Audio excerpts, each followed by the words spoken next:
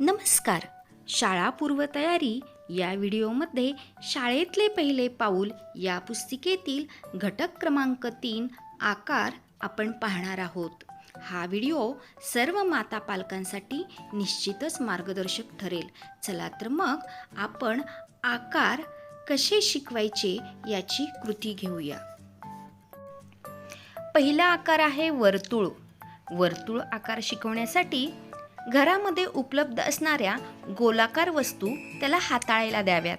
बांगडी, गोल झाकण, गोल बिस्किट, चपाती, तवा, dish, tomato अशा गोल वस्तू देऊन गोलाकार वस्तूंचे त्याला निरीक्षण करायला सांगायचे.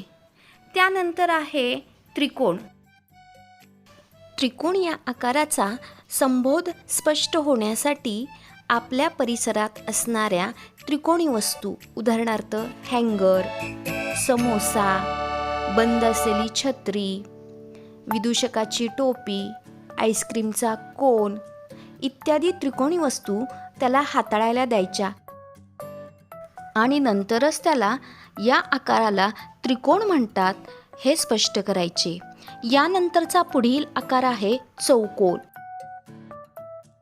माता पालकांनी चौकोन या आकाराची संकल्पना स्पष्ट होण्यासाठी घरामध्ये उपलब्ध असणाऱ्या चौकोनी वस्तू, उदाहरणार्थ भिंतीवरचे घड्याळ, उशी, चौकोनी आकाराचे बिस्किट, चौकोनी आकाराची फोटो फ्रेम, चौकोनी आकाराची खिडकी, नंतर सापशिडी किंवा कॅरम बोर्ड इत्यादी वस्तू दाखवून या आकाराला चौकोन म्हणतात ही संकल्पना स्पष्ट करावी.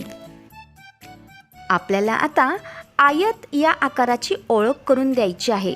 बालकाला या आकाराची ओळख करून देण्यासाठी घरातील विविध वस्तूंचा वापर करता येईल, जसे की दरवाजा, कपाट, टेबल, खिडकी, पुस्तक, वही, मोजपट्टी, पेटी, लिफाफा इत्यादी वस्तू दाखवून या आकाराला आयत म्हणतात हे बालकास स्पष्ट करावे.